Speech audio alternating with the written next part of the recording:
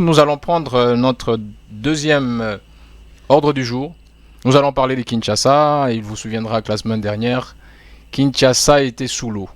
Alors vous savez que cette émission est pédagogique et scientifique. Nous avons invité un expert en urbanisme pour échanger sur les causes, les enjeux autour de ces inondations et bien évidemment comment prévenir que nous ne soyons pas cabassélisés toujours. Nous allons accorder la parole à M. Daniel. 5 minutes pour nous brosser à l'entame les cadres généraux. Allez-y. De la situation à Kinshasa. Après, vous recevrez respectueusement des questions. J'espère que pour vous, il n'y aura pas assez d'épiques parce que c'est une question technique. Merci. Vous avez la parole. Merci beaucoup, l'honorable président. Cher honorable, merci beaucoup d'être là pour nous suivre aujourd'hui. Qu'on a eu cette chance. Merci d'abord de m'avoir invité. Merci. Et surtout que la population de Kinshasa, il y a la plupart des familles qui ont été victimes. Et nous compatissons avec eux. Parce que il y a beaucoup de morts officieuses et officielles. Merci parce que aujourd'hui aussi je suis devant quand même des politiques qui nous causent beaucoup de problèmes dans ces pays. L'inondation à Kinshasa, cause, enjeu et prévention. Chacun de nous habite au moins Kinshasa, une fois déjà passé une nuit à Kinshasa ici. Et vous savez ce qui s'est passé hier. J'ose croire. Et les images ont marché. Vous avez vu que le boulevard du 30 juin s'est confondu à Kalamou. Ici et là. Alors ceci, quelles sont les causes? La plupart des causes, ce sont nos politiques. Ah oui, c'est bizarre, bon, c'est technique, mais on vous l'a dit. Pourquoi eux? Une illustration, c'est comme vous construisez l'hôpital. Qui ne sait pas que celui qui peut diriger l'hôpital peut être un médecin? Qui ne sait pas? Paradoxalement, on prend un mécanicien qui est médecin directeur. Vous voulez quoi? Les résultats.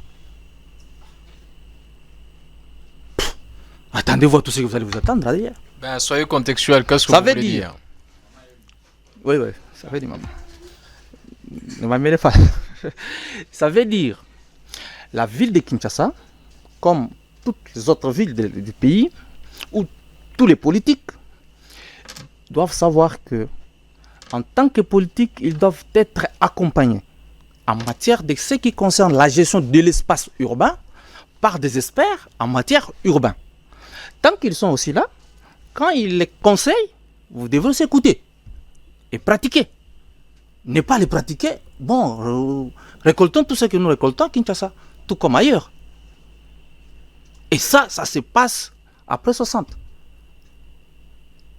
Quelle est cette politique-là qui s'est déjà entourée, par exemple, avec les experts en matière de gestion urbaine à côté de lui, depuis 70? S'il vous plaît, on va aller un peu plus direct. Vous voulez dire que Daniel Bumba n'est pas entouré d'experts en matière urbaine avec tout ce qui se passe ici? En tout cas... Ou vous voudriez que ça soit vous alors? J'arrive. Monsieur le Président, nous savons, en matière de ville... S'il vous plaît, il y a trop de bruit derrière, tolérance. La science, comme nous savons que pour le médecin, pour le corps humain, c'est la médecine. Pour les juristes, en tout cas c'est pour les avocats, c'est question juridique. Pour la ville, ce sont les urbanistes. Que ça plaise aux uns aux autres, c'est comme ça. Tant que vous gérez la ville et que vous n'avez pas un urbaniste à côté de vous ou les urbanistes à côté de vous, eh bien, c'est l'hôpital sans médecin. Et récolter les résultats que vous allez récolter. Ou par exemple, quand je suis en train de parler, ils vont me suivre. On va poser quelques conseils ici. Qu'est-ce qu'on fait? On s'en fout. Le résultat, c'est quoi? C'est qu'attendons-nous encore à d'autres choses plus graves que ce que nous avons vu la semaine passée. Alors, première cause, c'est eux. Deuxième cause, c'est que Kinshasa est sur une plaine. Kinshasa est entouré avec presque vingtaine de rivières. Kinshasa avait des systèmes d'assainissement qui, après 60, tout a été dérangé. Dérangé par qui? Par nous qui sommes venus après 60 pour occuper de l'espace, pour construire. Et je crois que c'est l'une des droits constitutionnels d'être logé. En tout cas, chaque Congolais a le droit d'être logé. C'est un droit. Alors, qu'est-ce qu'il faut? L'État qui est là nous a laissé, c'est-à-dire nous la population, pas moi expert, mais nous la population, on se permet à construire partout. On a tout dérangé comme système d'évacuation d'eau. Et le premier canalisation d'eau, en tout cas, c'est la rivière. Et qu'est-ce que nous remarquons? Vous allez voir que l'emprise de la rivière à Kinshasa, vous verrez qu'à un certain moment, on va redresser ça par la déconstruction. À un certain moment, les égouts ou les infrastructures d'assainissement, on a tout cassé. Parce qu'à Kinshasa, il y avait des cités planifiées. Kitambo, je crois, vous voyez le camp Itex, Issa Kitambo, le camp Vélodrome, était planifié, assaini. Bandalungwa, planifié. Djili, planifié. Camp Kawuka, planifié. Lemba, camp Onel, planifié. Matete, planifié. Mais allez-y aujourd'hui dans même Kassavubu, planifié. Mais allez-y aujourd'hui, quand il pleut, même Gombe, allez-y aujourd'hui quand il pleut, c'est compliqué. Tous les égouts bouchés, on a construit partout. Sachant que dans une ville, tout n'est pas permis à tout le monde. C'est-à-dire que tu ne peux pas venir faire ce que tu veux. Non, tu ne peux pas. C'est pourquoi, d'habitude, quand vous allez voir dans nos villes, tout est autorisé. Si vous avez un Wewa et que vous voulez faire des activités, on vous demande toujours autorisation des transports, un truc comme ça. C'est-à-dire, dans une ville, tout est autorisé. Je ne peux pas ouvrir mon dicablo sans autorisation. On doit toujours m'autoriser. Quand il faut se construire, on doit avoir l'autorisation. Quand il faut avoir les droits de jouissance d'une sol, c'est que tu dois avoir l'autorisation. Maintenant, qui autorise? Dans des zones qu'on ne devrait pas parfois construire. Les cas qu'on a eu récemment, des Ndanou, des bonhommes, sans fil, Djili. Mais, mes chers amis, Matete, le plan ancien, que je pourrais parfois mettre à votre disposition, avait limité les zones de construction au niveau du rail. C'est-à-dire, rail jusqu'à la rivière de Ndjili, on ne devrait pas construire. Pour quelle raison? Parce qu'on avait prévu, ça c'est du côté Matete. Du côté Ndjili, c'est à partir de la rivière jusqu'aux premières entrées du quartier 1. Cette zone-là, on l'avait aussi laissée. En se disant, si jamais il y aura débordement, parce qu'il y a de l'eau qui vient du côté du Congo central, s'il y a débordement, que le riverain ne puisse pas être victime. C'est-à-dire, quand ça devrait déborder comme ça a débordé, c'est que si jamais cette zone-là devrait être libre, on n'allait pas avoir de morts ni de victimes. Bon, cela étant, on a trouvé qu'il y a la démographie qui s'est... Il vous reste 1 minute. Merci. Quelles peuvent être des préventions pour éviter les inondations dans la ville de Kinshasa? Pour éviter les inondations dans la ville de Kinshasa, la première chose, c'est que les politiques doivent d'abord, premièrement, commencer à consulter les experts dans la matière et les écouter. Je vous ai posé une question sur Daniel Bumba, vous n'avez pas voulu répondre. De quelle politique vous parlez? C'est lui qui gère la ville, c'est Daniel Bumba. Qu'est-ce que vous lui dites pour que Kinshasa arrête d'être sous l'eau? Soyez clair, vous avez peur. Dites à Daniel Bumba ce qu'il doit faire. C'est pour ça qu'on vous a invité. Je suis en train de parler politique, c'est-à-dire que ça ne concerne pas seulement Daniel Bumba. C'est lui qui vit la situation, il en a plus besoin maintenant que quiconque. C'est-à-dire c'est une occasion pour tous les autres qui gèrent la ville d'écouter aussi. Pour Excellence Daniel Bumba, je sais qu'il n'a pas un urbaniste à côté de lui. Je sais qu'il n'a... Non, écoutez, je suis dans une corporation des urbanistes du Congo. Je ne dis pas des choses que j'imagine. Alors, s'il y a un collègue qui a comme son conseiller, en tout cas, je le saurai. Alors, je vous dis qu'il n'y a pas un urbaniste comme son conseiller. Son consultant, je ne sais pas. Daniel Bumba est descendu avec un canot rapide. C'était pas sous conseil de ses experts en urbanisme. En tout cas, je ne connais pas son conseiller qui s'appelle un urbaniste. Plutôt, qui a un titre d'un urbaniste. Je ne connais pas. Ok. Donnez-nous alors du conseil général. Comme il n'a pas de conseiller, ça peut vraiment lui profiter cette émission. Rapidement, on n'en a plus qu'une minute, s'il vous plaît. Ce qu'on devrait faire, c'est d'abord, on doit ouvrir des voies aux eaux, c'est-à-dire tous nos systèmes, rétablir tous nos systèmes d'évacuation d'eau à Kinshasa. Ceux qui ont quand même construit sur nos égouts, on doit casser, laisser l'eau passer. On doit curer quand même nos rivières. Par exemple, vous voyez du côté les tronçons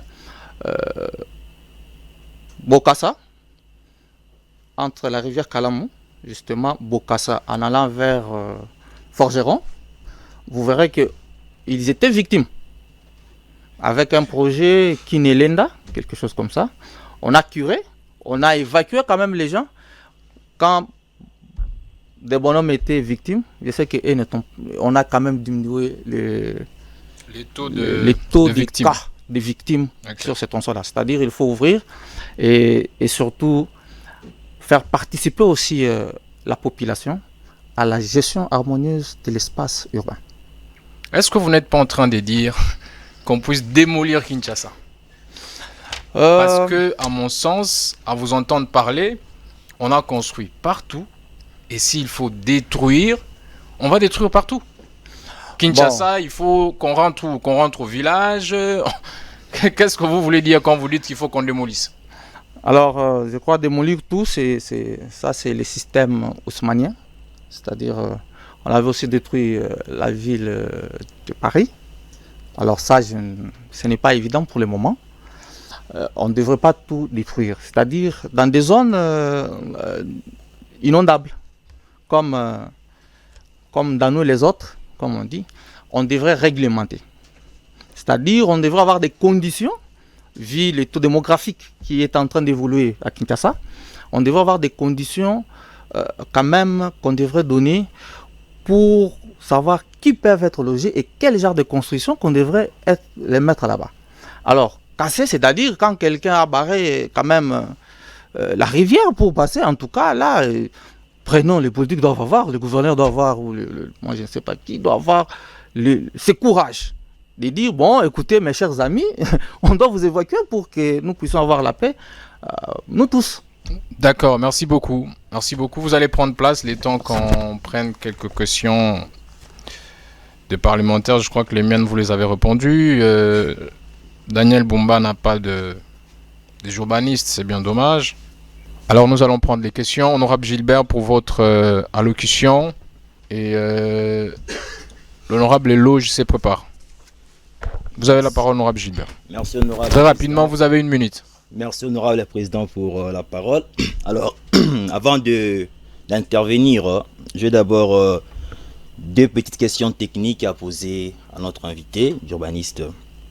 Alors, vous avez dit que les gens ont construit, ou encore la population a construit un peu partout, ici, au niveau de la ville-province de Kinshasa. Alors, j'aimerais savoir, quelle est la servitude recommandée pour construire à côté d'un cours d'eau? Vous avez parlé aussi des égouts. Là, c'est ma deuxième question. J'aimerais savoir, entre les systèmes d'évacuation à ciel ouvert et les systèmes d'évacuation des égouts, Quel est le meilleur système pour prévenir des inondations? Alors, honorable président, chers membres du bureau, chers collègues, honorable président, Kinshasa se noie. Et ce n'est pas seulement à cause de la pluie ou seulement du gouverneur de la ville-province de Kinshasa. Je vais marteler un peu ici sur les caniveaux. C'est aussi à cause de notre négligence. Premièrement, les entreprises qui gagnent le marché de construction de routes ont une grande responsabilité. Certaines parmi elles livrent des routes sans collecteur des eaux ou sans caniveaux. D'autres livrent des routes avec des caniveaux mal dimensionnés. Deuxièmement, la population elle-même.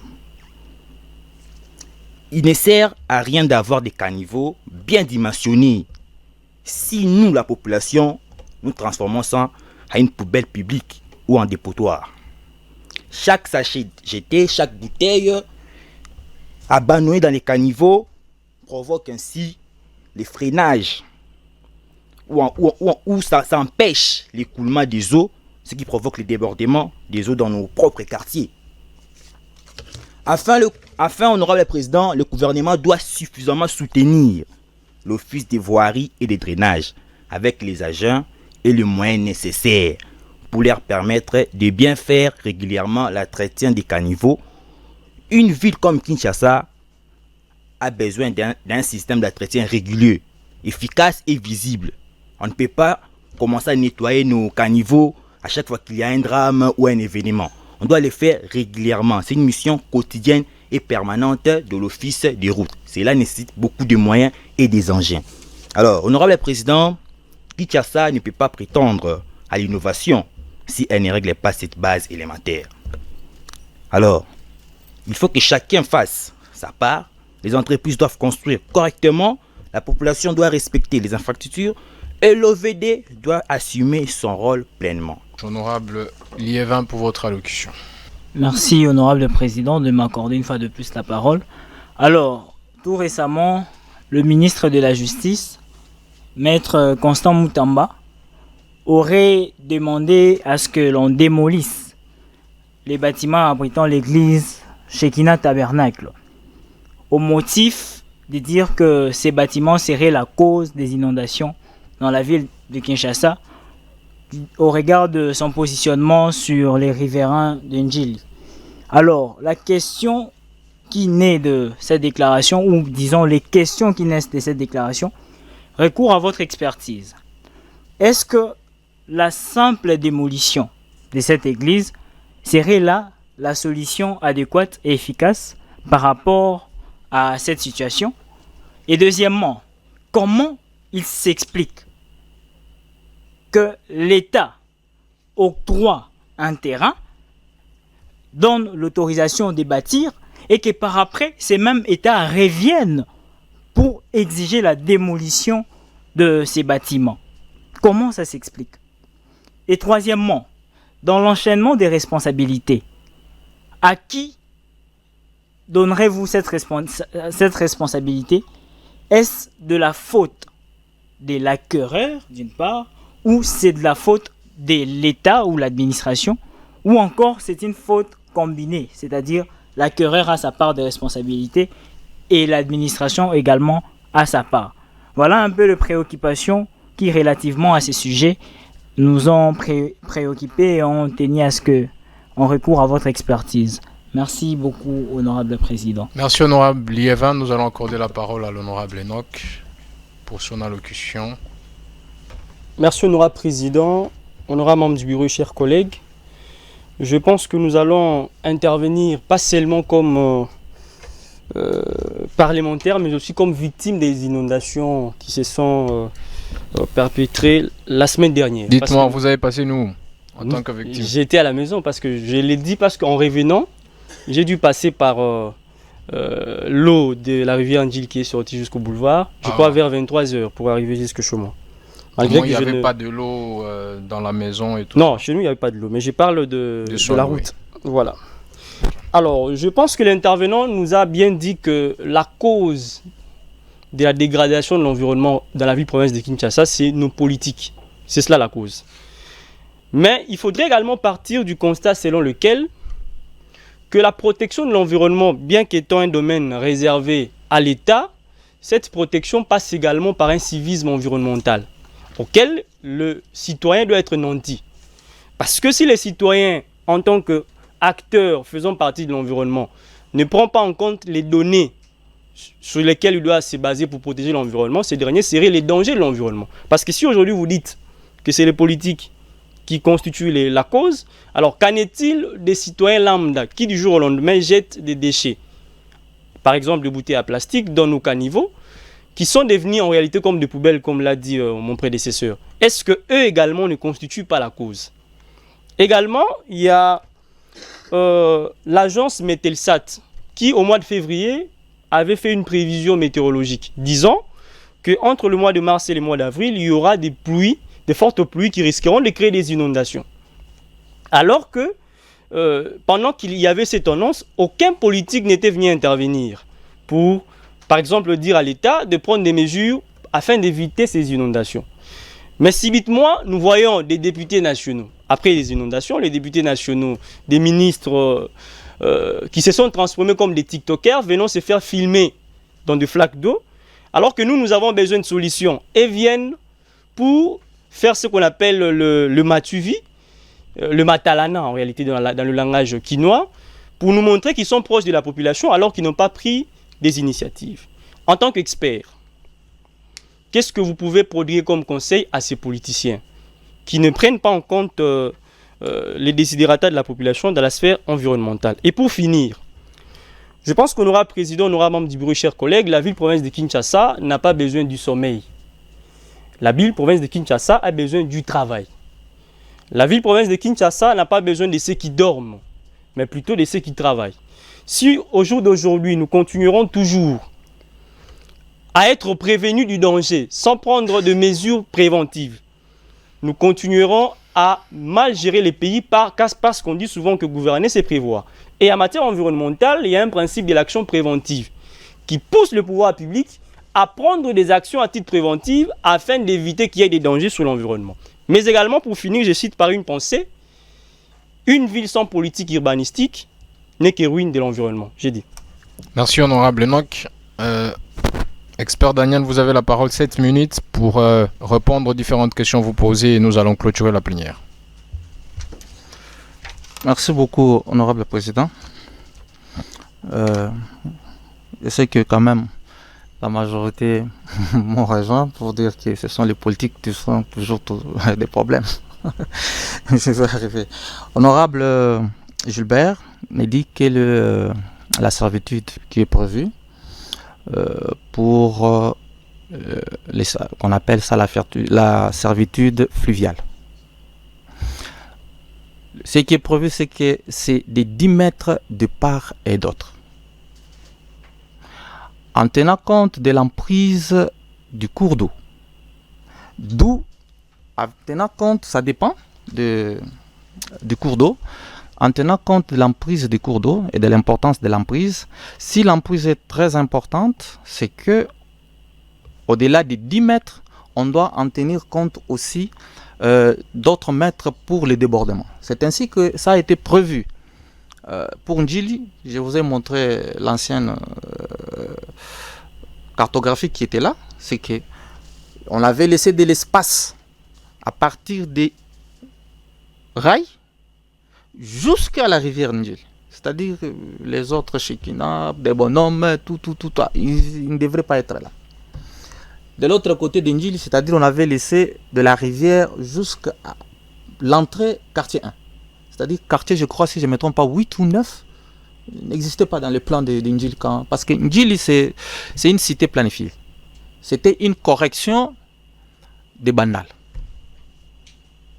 Bandal, c'était une parenthèse que je vais faire vite. Bandal était une cité pour les indigènes qui travaillaient à Chanil, c'est-à-dire à Gombe. Maintenant, avec des petites maisonnettes qu'on avait, en croyant que nous, on devrait avoir peu d'enfants, et on ne devrait pas être solidaire ou quoi. On se rend compte que tout le monde est venu du Congo central avec des chèvres, tout ça, blablabla, et c'était compliqué. Maintenant, on a voulu corriger cette politique de logement et on est allé les corriger en Ndjili. C'est ainsi que quand vous arrivez à Ndjili, vous verrez que, en tout cas, il y a de l'espace. Dans des parcelles, les mamans ont des espaces pour les champs et autre chose. Alors, les systèmes entre les systèmes d'évacuation d'eau à ciel ouvert et à ciel fermé, qui est les égouts, quel est le système qui est meilleur? Bon, pour moi, le système qui est meilleur, il y a des coins parce que chaque zone a sa politique d'urbanisme. Kinshasa est grande, c'est-à-dire on ne devrait pas avoir même règle d'urbanisme partout. Il y a des coins où le système à ciel fermé, c'est-à-dire la majorité, comme à l'époque, la majorité des systèmes qu'on avait laissés, c'était des systèmes à ciel fermé, c'est-à-dire des égouts, que ce soit à Bandal, à Ndjili, que ce soit à Kawuka, à Lemba, tout comme à Matete. C'était à ciel fermé, c'est-à-dire ce sont les égouts qu'on avait prévus et que l'eau était en train de circuler calmement, sans problème. Je crois que j'ai répondu à l'honorable Gilbert. Honorable Éloge, non, ça, je crois que vous m'avez quand même soutenu, mais la question n'est pas à moi, c'est aux autorités. Je ne peux pas répondre à leur place. Votre question, c'est à eux de répondre. Mais moi, je peux amener certaines contributions. Honorable Lévin nous dit la démolition, il a écouté le ministre de la Justice qui a donné son avis sur la démolition de l'église Shekinah. Est-ce que c'est normal ou normal? Est-ce qu'il fallait le faire? Tout ça. Bon, il a donné, je ne sais pas, il a fait les études que Shekinah, église et cause, je ne sais pas quand, à quel moment, avec quel genre d'expert. Je sais que c'est un domaine qui n'a pas d'expertise. Il est beaucoup plus juridique. Dans ce domaine, il devrait s'abstenir à être trop pressé à donner son avis. Au moins qu'il me dise qu'il a donné l'avis comme profane, comme tout le monde, qui peut regarder et donner son avis.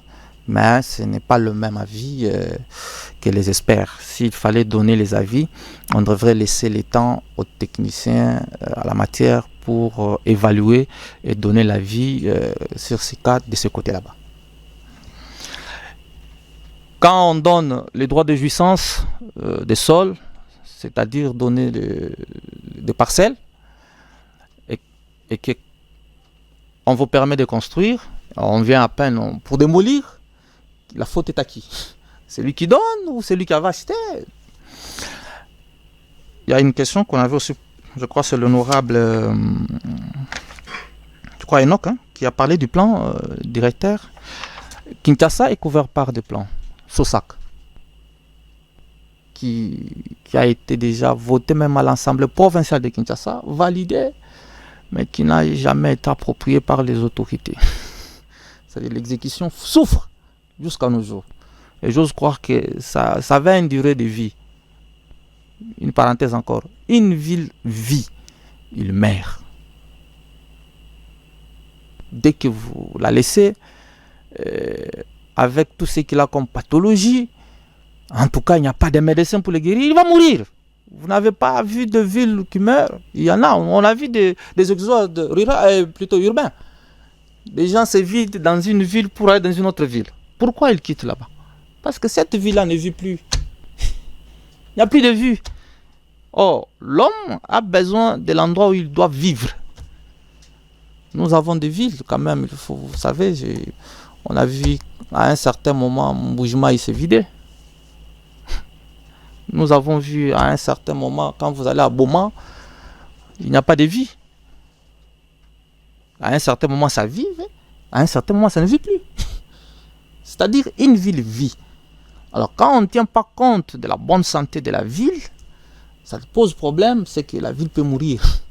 Et ça va rester du nom, ville. Alors, je suis M. Daniel. L'honorable Enoch, je crois que il nous a posé la question de dire Kinshasa a besoin de... Il a parlé quelque chose de dire Kinshasa a besoin d'une vie du travail. Oui, oui, c'est parmi les 4 fonctions d'une ville. Une ville a 4 fonctions.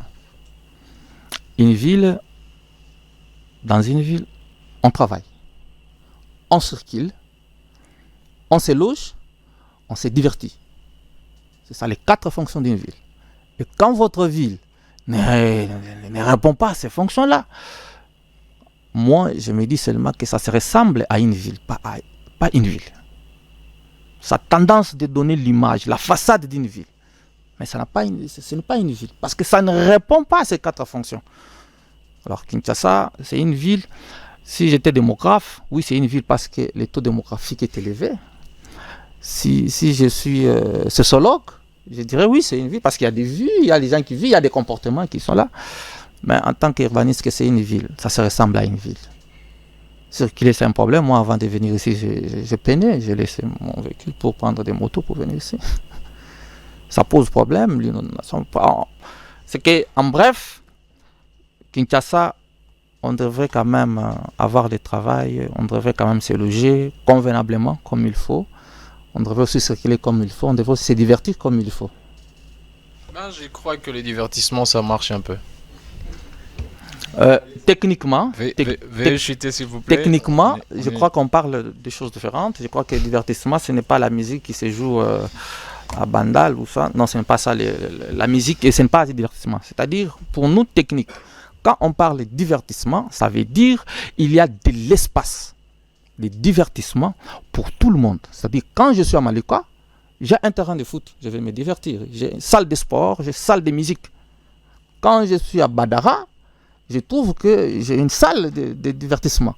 Et non pas me renvoyer à Gombe. Non, pas du tout. Ça, ce n'est pas divertissement. Quand je suis à Pompage, je dois trouver ça aussi. C'est ça le divertissement pour moi technique.